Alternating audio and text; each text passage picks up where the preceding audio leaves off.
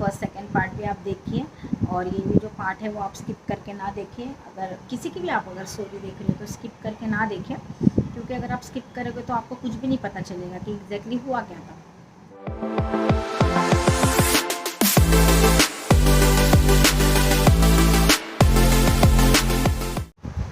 Hi guys, welcome to my channel. कैसे हो आप सब लोग? हो अच्छे ही होंगे।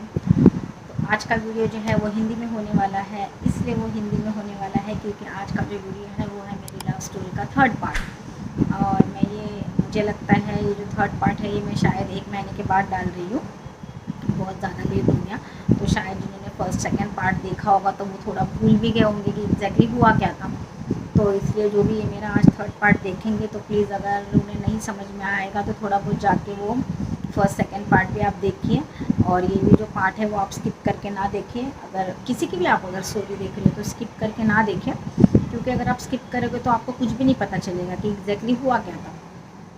ठीक है, तो बहुत दिन हो गया एक्चुअली, मैं बहुत दिनों से सोच रही थी डालूं, बट अभी क्या थोड़ा रमज़ान का महीना भी है, उनके रोज़े भी चल रहे हैं, और बच्चे जैसे आप लोगों को पता है छोटे हैं, और जब मैं कभी शूट करती हूँ तो किहान इतनी मस्ती करता है। बाजू में आके एक वीडियो है, मैं एक बार शूट कर रही थी तो इतना किहान मस्ती बाजू से आके कर रहा था, बट तो भी मैं कंटिन्यू कर रही थी। मैंने वो वीडियो बना के रखा है बिहाइंड द सीन्स, मैं ज़रूर वो डालूँगी, तो आप देखिए।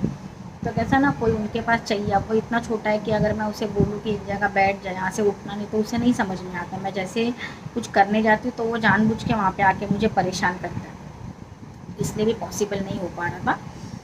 और जिनको जो वेट कर रहे थे थर्ड पार्ट के लिए, उनको बहुत मैं दिल से सॉरी बोलती हूँ। अभी 4-5 दिन पहले ही मेरे एक सब्सक्राइबर हैं, तो उन्होंने मुझे कमेंट किया था कि कितने दिन हो गए मैं थर्ड पार्ट का वेट कर रहा हूँ और आप डाल ही नहीं रहे हैं। तो मैंने उनको 2-3 दिन पहले बोला था कि ठीक है मैं आज डालूँगी, बट फिर भी मैंने लेट ही कर दिया, फिर भी 2-3 दिन और एक्स्ट्रा हो गए, तो उनके लिए तो स्पेशली सॉरी। उन्होंने मुझे कमेंट किया, उसके लिए थैंक यू भी। तो मैंने कहा चलो ठीक है आज थर्ड पार्ट बना ही देते हैं। ओके, तो मेरे जो मराठी सब्सक्राइबर है आप वो लोग भी देखिए। और आपको पता है मैं हिंदी में क्यों बना रही हूँ, क्योंकि इसके पहले के जो 2 पार्ट्स है वो मैंने हिंदी में ही बनाए हैं, क्योंकि हिंदी सबको समझ में आती है। मतलब ऐसा मुझे काफ़ी लोगों ने बोला कि आप हिंदी में बनाइए, और मराठी जो है वो थोड़े बहुत लोगों को नहीं समझ में आती, तो इसलिए मेरे फर्स्ट पार्ट भी दोनों हिंदी में है, तो इसलिए आज भी जो है ये वीडियो मैं हिंदी में बना रही हूँ। ठीक है, तो अब हम वीडियो को स्टार्ट करते हैं। जो सेकंड पार्ट था वो मैंने कहाँ पे स्टॉप किया था कि हमारी बातचीत चालू हो गई, और हम लोग मतलब मिलने वगैरह लगे, और हमारा जो बातचीत वगैरह जो है, हमारा जो अफेयर है वो स्टार्ट हो गया। और फिर हम लोग मूवी गए थे, एक मूवी देखने के, मिशन कश्मीर भी सेकंड मोहब्बती मूवी की टिकट्स उन्होंने निकाली, तो मम्मी ने साफ मना कर दिया, तो हम लोग नहीं गए वहाँ पे। मैंने सेकंड पार्ट स्टॉप कर दिया था। अब मैं उसके आगे का आपको बताती हूँ, थर्ड पार्ट। तो उसके आगे ऐसा हुआ ना कि हमारी बातचीत वगैरह तो सब चालू हो गई। मैं स्कूल जाती थी, मैं ट्यूशन जाती थी, तो ऐसा था ना कि जहाँ मेरा घर है, मेरे घर के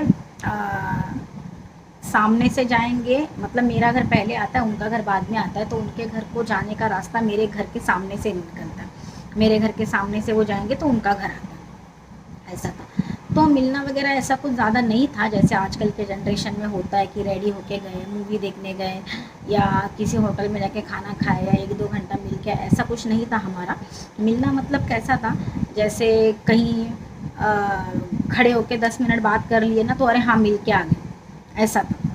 क्योंकि ज़्यादा घर से परमिशन भी नहीं मिलती थी कहीं जाने की, ना फ्रेंड्स के साथ ना किसी के साथ। ना मम्मी मेरी बहुत स्ट्रिक्ट थी, जैसे मैंने आपको बताया, और थोड़ी बहुत भनक भी लग गई थी, तो इसके लिए और ज़्यादा स्ट्रिक्ट हो गए थे। और भले मम्मी काम पे जाती थी, बट तो भी मुझे डर लगता था कि नहीं शाम को आने के बाद अगर पता चलेगा तो क्या होगा, तो इसलिए मैं डरती थी, तो नहीं जाती थी। तो बस ऐसे ही नॉर्मली था।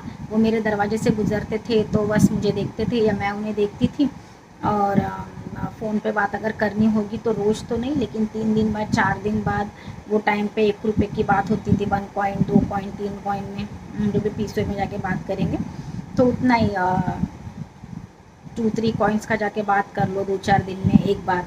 वो बेकरी में जहाँ पे मैंने आपको बताया, उन्होंने मुझे नंबर दिया था, तो ऐसे ही चल रहा था। और कभी अगर मिलने का हो तो मेरे घर से मेरा स्कूल 15 मिनट की दूरी पे था, तो अगर कभी स्कूल जाना रहता था तो मैं क्या सोचती थी कि चल के ना जाऊँ और टैक्सी से जाऊँ, तो वो जो 15 मिनट मुझे चलने में लगने वाले हैं, अगर मैं टैक्सी से जल्दी पहुँच गई वहाँ पे तो मेरे पास एक्स्ट्रा 15 मिनट होगा, तो मैं उनको वहाँ पे बुलाऊँगी और फिर हम लोग बातें करेंगे। क्योंकि स्कूल के पीछे का जो जगह थी ना, वहाँ पे बिल्डिंग्स वगैरह थे, थोड़ी शांति रहती थी, तो दूर तो कहीं मुझे जाना नहीं था, तो मैं सोचती थी वहाँ पे वो अगर आ जाए तो मैं यहाँ यहीं पे खड़े होकर थोड़ा बहुत बात कर लूँगी, बस हो गया। तो ऐसे ही हमारा मिलना था। तो एक दिन ऐसे ही मैं स्कूल के यहाँ पे मैंने उनको बुलाया और मैं घर से टैक्सी से गई, वही 15 मिनट्स 15 मिनट बचाने के लिए, कि मतलब मैं वहाँ पे जाके 15 मिनट उनके साथ बात कर लूँगी। तो जो मेरे बड़े मामा थे, जो मेरे घर के बाजू में रहते थे, मैंने इसलिए आपको फर्स्ट पार्ट में सब कुछ बताया ना शुरुआत से, कि मैं कहाँ पैदा हुई, मैं कहाँ गई और मेरी फैमिली में कौन कौन लोग थे। ये इसी वजह से मैंने बताया, क्योंकि जब मैं स्टोरी बताऊँ तो कौन कौन उस स्टोरी में आएंगे तो आपको पता नहीं चलेगा कि अरे ये कौन है, ये कहाँ रहते थे, क्या रहते थे। तो इसलिए मैंने आपको फर्स्ट पार्ट में सब कुछ बता दिया है कि मैं कहाँ रहती थी, फिर फैमिली में कौन कौन थे, कौन इन्वॉल्व थे, क्या थे, वो मैंने सब कुछ बता दिया, इसी वजह से कि आपको क्लियरली पता चले। तो मैंने पहले बताया आपको कि मेरे जहाँ हम लोग रहते थे वहीं पे मेरे पास में ही मेरे बड़े मामा रहते थे, ठीक है। तो मैंने इनको स्कूल के यहाँ पे मिलने के लिए बुलाया, तो मैंने सोचा कि मैं टैक्सी से जाऊँगी तो 15 मिनट्स बच जाएंगे और मैं वहीं पे उनसे बात कर लूँगी। तो मैं एक दिन टैक्सी से गई, तो मेरे मामा के बाजू में एक लेडी रहती थी, तो उन्होंने मुझे देखा, तो उन्होंने घर पे आके मेरे मामा को बताया कि आज मैंने अंजू को देखा। मेरा जो पेट नेम है, जो घर पे मुझे बुलाते हैं वो अंजू बुलाते हैं, तो मेरा पेट नेम अंजू है। तो उन्होंने बताया मामा को आके कि मैंने आज इसको टैक्सी से जाते हुए देखा। तो मामा ने मामी को बोला कहाँ गई थी, ठीक है थोड़ा ध्यान रखो। कैसे ना, अभी ये सब जो चीज़ें होती है ना प्यार वगैरह की, ये ना घर वालों से पहले पड़ोसियों को बहुत जल्दी पता चल जाती है। भले हम ज़्यादा कुछ करें ना करें, बट भनक पड़ ही जाती, कितना भी छुपाओ, कितना भी ना मिलो, कुछ भी करो। फिर उन्होंने मेरे मामा को बताया, तो मेरे मामा ने मामी को बोला ठीक है देख कहाँ जाती है, पूछ या तो ध्यान रख, पता नहीं ऐसा बोला था मामा ने। फिर उसके बाद में उस दिन तो कुछ नहीं हुआ। फिर एक दिन मैंने वापस इनको वहीं पे मिलने बुलाया, और मैंने फ्रेंड के घर का नाम, मेरी एक ही फ्रेंड थी जो हम लोग साथ में ट्यूशन जाते थे, तो वो मेरे घर के थोड़ी सी दूरी पे रहती थी, तो मैं वो भी मेरे घर पे आती थी, मैं भी उसके घर पे आती थी, कभी दोपहर में ऐसा बैठने के लिए आधे घंटे के लिए। तो मैंने इनको मिलने के लिए वहाँ पे बुलाया, और मेरी मामी घर पे मुझे ढूंढने आई, और उन्होंने मामी ने मुझे पूछा कि अंजू कहाँ गई है। तो उतने में मैं आई, तो मैंने कहा मैं तो फ्रेंड के घर पे बैठी थी। तो मेरी मामी ने क्लियर करने के लिए मुझे मेरे फ्रेंड के घर पे भी लेके गई, बट वो टाइम पे मेरे फ्रेंड ने मेरा साथ दिया। मेरे फ्रेंड ने बोला कि हाँ ये मेरे यहाँ पे बैठी थी, ठीक है। तो वो टाइम पे भी कुछ नहीं हुआ।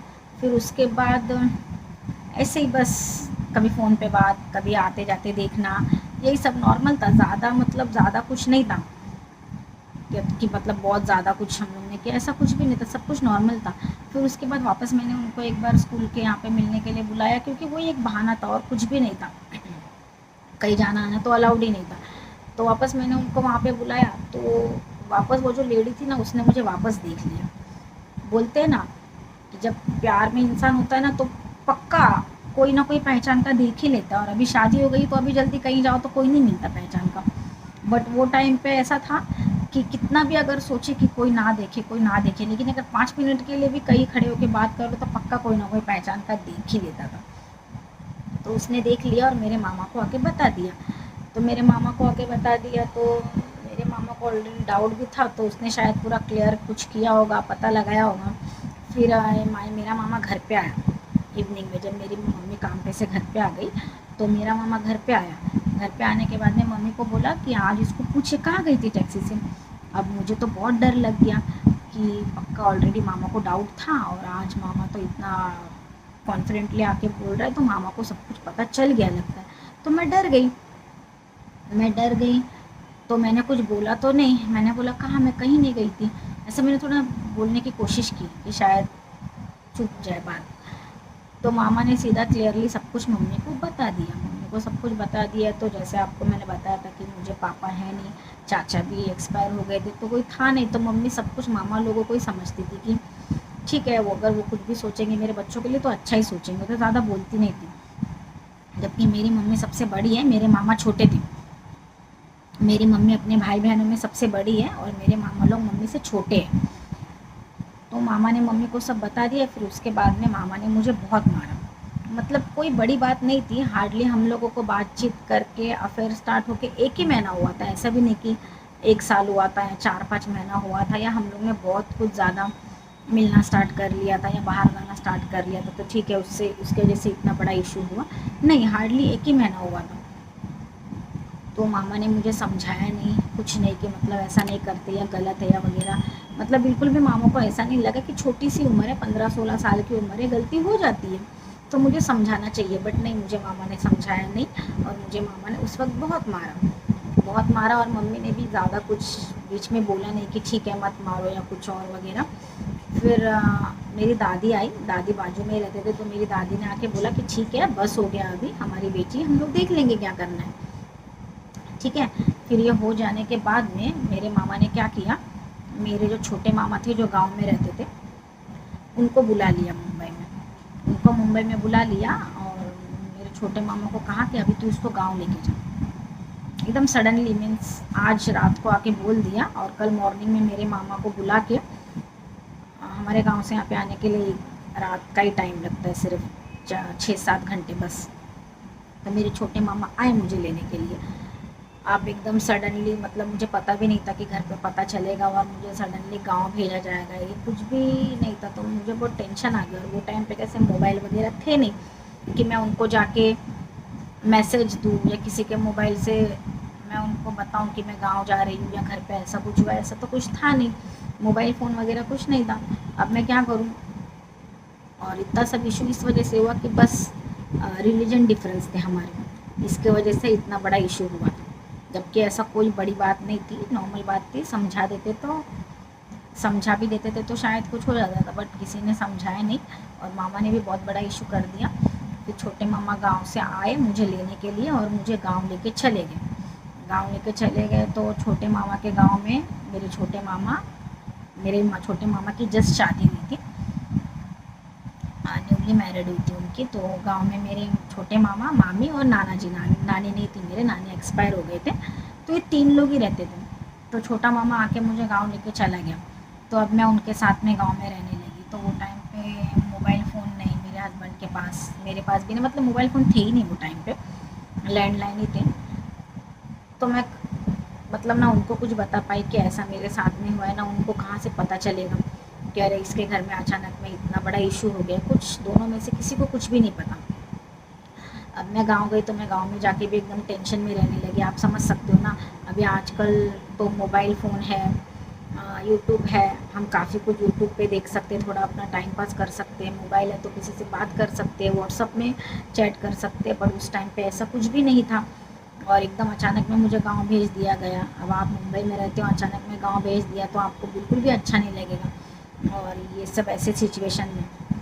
और मेरे मामा के घर पे टीवी वगैरह नहीं था, हाँ, बट मेरे मामा के घर पे लैंडलाइन फ़ोन था, लैंडलाइन फ़ोन था, क्योंकि मुंबई से मम्मी, बड़ा मामा वो लोग फ़ोन करते थे तो उन लोग को बात करनी लगती थी, तो इसके लिए मेरे छोटे मामा के घर पे लैंडलाइन फ़ोन था। बट मुझे उस लैंडलाइन फ़ोन नंबर नहीं पता था, तो मुझे भी थोड़ी ना पता था कि वो मुझे गाँव लेके जाएंगे अचानक, कि मैं उनको, मेरे हस्बैंड को नंबर दे के रखूँ, ऐसा तो कुछ आइडिया नहीं थी। तो नंबर देने का तो सवाल ही नहीं उठता। तो फिर मैं गाँव में गई, मैं ऐसे ही रहने लगी, उदास उदास रहने लगी। अभी अचानक भेज दिया तो ऑब्वियसली किसी को भी दुख होगा, और एज भी छोटी थी तो उदास उदास रहने लगी। और मैं आपको एक बात बता दूँ, किसी को अगर प्यार में धोखा मिले या कोई दूर हो जाए तो कभी भी सैड सॉन्ग्स बिल्कुल नहीं सुनने का, क्योंकि आप जितना सैड सॉन्ग सुनोगे ना, आपको उतनी याद आएगी और उतना दुख होगा। हमेशा ना कॉमेडी देखिए, सबसे बातें कीजिए, अपने आप को बिज़ी रखिए, तो ज़्यादा अच्छा लगेगा। बट हम अक्सर ऐसा नहीं करते, काफ़ी लोग ऐसा नहीं करते होंगे, वो सॉन्ग सुनते हैं सैड सॉन्ग्स, लव सॉन्ग्स, तो उसके वजह से ना वो और टेंशन और प्रॉब्लम्स क्रिएट होती है। तो आप ऐसा बिल्कुल मत कीजिए। तो वहाँ पे टीवी तो था नहीं, तो एक टेप था, तो मैं उसमें सॉन्ग सुनती थी। और कभी कभार मुझे मम्मी 3 दिन में 4 दिन में फ़ोन कर लेती थी हाल चाल पूछने के लिए। तो ऐसे ही बस मेरा चल रहा था। फिर एक दिन मेरा बड़ा मामा ऐसे ही गाँव में आया अपने वाइफ बच्चों को लेकर छुट्टियों के लिए। तो मेरी मम्मी ने ऐसे अचानक में मुझे फ़ोन किया था हाल चाल पूछने के लिए। तो मेरे बड़े मामा ने देख लिया कि इसकी मम्मी ने कॉल किया, तो आके मेरे हाथ से फ़ोन छीन लिया, और मेरी मम्मी को बहुत चिल्लाया कि तूने इसको कॉल क्यों किया है, क्या ज़रूरत है इससे बात करने की। मतलब इतना ये स्टिक कर दिया था, इतना।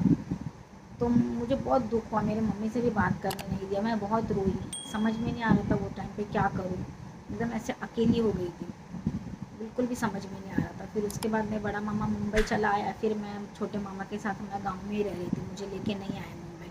मुझे भी नहीं पता था कि मैं कब आऊँगी या कितने दिन तक मुझे यहाँ पे रहना है। तो बस ऐसे ही चल रहा ना। तो एक दिन मेरे गांव में छोटे मामा के घर पे लैंडलाइन पे फ़ोन आया तो मैंने वो फ़ोन उठाया। अभी मामा के घर में मैं रह रही थी तो किसी का भी फ़ोन आता था तो मैं उठा लेती थी कि किसका फ़ोन आया है। तो मैंने वो फ़ोन उठा लिया, मैंने वो फ़ोन उठाया तो फ़ोन इन्होंने किया था, मेरे हस्बैंड ने। इन्होंने फ़ोन किया था तो मैंने जैसे हेलो बोला तो इन्होंने मेरी आवाज़ पहचान ली कि अंजू ने फ़ोन उठाया है, तो उन्होंने भी वहाँ से हेलो बोला। जैसे मैंने उनका हेलो सुना तो मैंने फटक से फ़ोन कट कर दिया, क्योंकि मुझे टेंशन हो गया कि अरे इनका फ़ोन कैसे आया यहाँ पे, ना मैंने नंबर दिया है ना इनको नंबर पता है, तो इनका फ़ोन आया कैसे। और मेरे सामने नाना जी बैठे थे, तो मैं कैसे बात करूँ, तो मैंने फ़ोन कट कर दिया।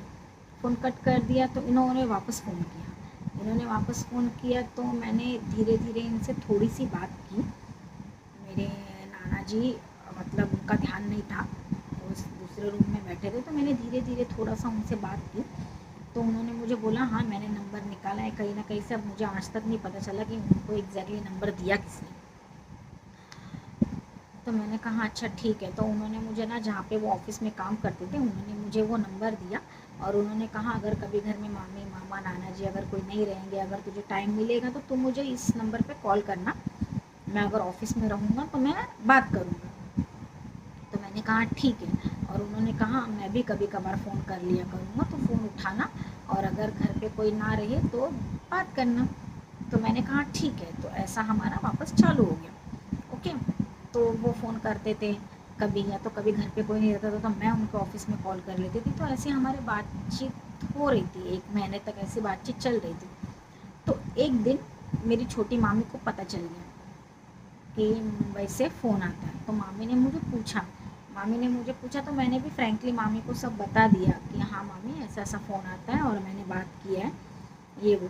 तो मेरी मामी ने क्या किया, छोटे मामा को बता दिया कि मुंबई से वो लड़के का फ़ोन आता है वगैरह वगैरह ऐसा जो भी है। तो मामा ने मुझे पूछा, चिल्लाया, तो मैंने मामा को बोला कि हाँ फ़ोन आया था अभी, हाँ बोलना ही पड़ा जब मामी ने बताया था। तो मैंने बोला हाँ मामा आया था फ़ोन, बट मुझे नहीं पता कैसे आया था क्योंकि मैंने तो नंबर दिया नहीं है, और प्लीज़ तो किसी को मत बताना।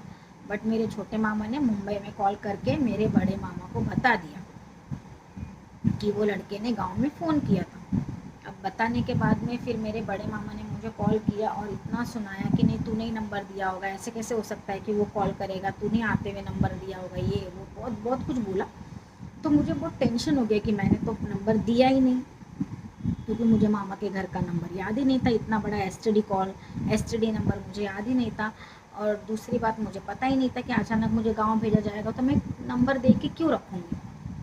बट उन्होंने वो नहीं समझा और उन मामा ने मुझे काफ़ी कुछ सुनाया, तो मैं बहुत टेंशन में आ गई। मुझे ऐसा लगा मुझे नहीं रहना है यहाँ पे और मुझे चले जाना है, और मैं टेंशन में घर से निकल भी गई, और 5-10 मिनट की दूरी पे जाके मैं वापस आ गई। ये सोच के कि अरे कहाँ जाऊँगी मैं अभी गाँव में, और मुझे यहीं तो रहना है। तो मैं रिटर्न आ गई। रिटर्न आने के बाद में फिर इन्हें तब तक ये कुछ नहीं पता था। फिर वापस इन्होंने मुझे कॉल किया तो मैंने इनसे बात की और मैंने इनको कहा कि घर पे अब पता चल गया है छोटे मामा को, और मामा ने बड़े मामा को भी कॉल करके बता दिया है कि तुम मुझे फ़ोन करते हो, मैं तुमसे बात करती हूँ, तो प्लीज़ अभी तुम मुझे यहाँ पे बिल्कुल भी कॉल मत करना, और आज के बाद मैं तुमसे बात नहीं करूँगी और तुम भी मुझे फ़ोन मत करना। मैंने इनको ऐसा बोल दिया, ठीक है। अब मैंने इनको ऐसा बोल दिया तो इन्होंने भी फ़ोन रख दिया, फिर उन्होंने मुझे कॉल नहीं किया और मैंने भी इनको कॉल नहीं की कभी भी। ओके। अब उसके 10-15 दिन के बाद इन्होंने मुझे वापस कॉल किया। और इन्होंने मुझे कहा कि मैं गांव आ गया हूँ, जहाँ पे तेरे मामा का घर है उसके आसपास में मैं हूँ। अब मुझे तो बहुत ज़्यादा टेंशन हो गया कि अरे बाप रे, अभी तो ये डायरेक्टली यहाँ पे आ गए। और इनको एड्रेस किसने दिया था, मतलब मुंबई में मेरे एक दूर के मामा है, सगे मामा नहीं, दूर के मामा है, वो इनके ही एज के है। तो इन लोग फ्रेंड थे। तो इन्होंने, मेरे हस्बैंड ने वो मेरे मामा को पकड़ा जो इनके फ्रेंड थे, और उनको बोला कि तू तो रिश्तेदार है, तू तो रिलेटिव है, तुझे तो पता ही होगा उनके गाँव का घर एड्रेस जो भी है, तो प्लीज़ मेरी हेल्प कर और मुझे वहाँ पे लेके चल। तो वो जो मेरे दूर के रिलेटिव थे उन्होंने इनको हेल्प की थी गांव का एड्रेस देने के लिए और गांव तक लेके आने के लिए। तो इन्होंने वहाँ पे आके मुझे कॉल किया और मुझे कहा कि मैं यहाँ पे आ गया हूँ, अब बस बहुत हो गया, तेरे घर वालों ने कुछ ज़्यादा ही ओवर रिएक्ट कर दिया है, और अभी तू भी मुझे कॉल नहीं करती, मुझे भी कॉल करना अलाउड नहीं है, तो फ़ोन नहीं उठाती, तो अभी बहुत ज़्यादा हो गया और अभी मैं यहाँ पे गाँव में आ गया हूँ तुझे लेने के लिए। मैं गाड़ी लेके आया हूँ और बस तुझे सिर्फ मेरे साथ चलना है, ठीक है, बस अब बहुत ज़्यादा हो गया। तो जब उन्होंने ऐसा बोला तो मैंने उनको कहा कि चाहे कुछ भी हो जाए बट मैं घर से भागूंगी नहीं, मैं कभी भी घर से भागूंगी नहीं, मेरी मम्मी वहाँ पे है और मुझे यहाँ रखा है और मैं सबको धोखा दे के मैं घर से भाग जाऊँ, तो ऐसा मैं कभी भी नहीं करूँगी। और प्लीज़ आप वापस मुंबई चले जाओ और मुझे कभी मत फ़ोन करना और मैं भी आपको फ़ोन नहीं करूँगी। मैंने साफ उनको मना कर दिया। अब जब मैंने साफ मना कर दिया तो वो बेचारे क्या कर सकते हैं, तो वो मुंबई चले आए। वो मुंबई चले आए और मैं गांव में ही रह गई और ऐसे हमारा ब्रेकअप हो गया, ठीक है। तो ये था थर्ड पार्ट। अभी इसके आगे क्या हुआ मैं आपको फोर्थ पार्ट में बताऊंगी, ठीक है। तो आपको क्या लगता है, मैं आप लोगों को पूछती हूँ, क्या मैंने सही, तो मैंने सही किया कि मैंने गलत किया, या आप मुझे कमेंट में ज़रूर बताइए। तो ये था थर्ड पार्ट, और फोर्थ पार्ट भी कोशिश करूँगी बहुत जल्द ही मैं डालूँ, और मैं आप लोगों के साथ हमारी पहली ईद कैसे गई थी ये भी मैं वीडियो बना के आप लोगों के साथ शेयर करूँगी। इसलिए शेयर करूँगी क्योंकि बहुत ख़तरनाक गई थी, बहुत बड़ी दुर्घटना हो ही गई थी, बट और उससे भी बड़ी होते होते बच गई थी। तो वो ईद अभी भी याद है, हमारी शादियों के जस्ट 3-4 महीने ही हुए थे, तो ये भी मैं आपके साथ ज़रूर शेयर करूँगी। तो ये था थर्ड पार्ट, और ऐसे ही सपोर्ट करते रहिए। किसी ने मेरे चैनल को अगर सब्सक्राइब नहीं किया होगा तो सब्सक्राइब कीजिए। कोशिश करूँगी मैं आज के बाद कि अपनी ही वीडियो डालती रहूँ, अच्छे अच्छे वीडियोज़ आपके साथ काफ़ी सारी बातें शेयर करूँ। तो मिलते हैं फिर ऐसे अच्छी नई वीडियो में, तब तक के लिए अपना ख्याल रहिए, मस्त रहिए, चलो बाय।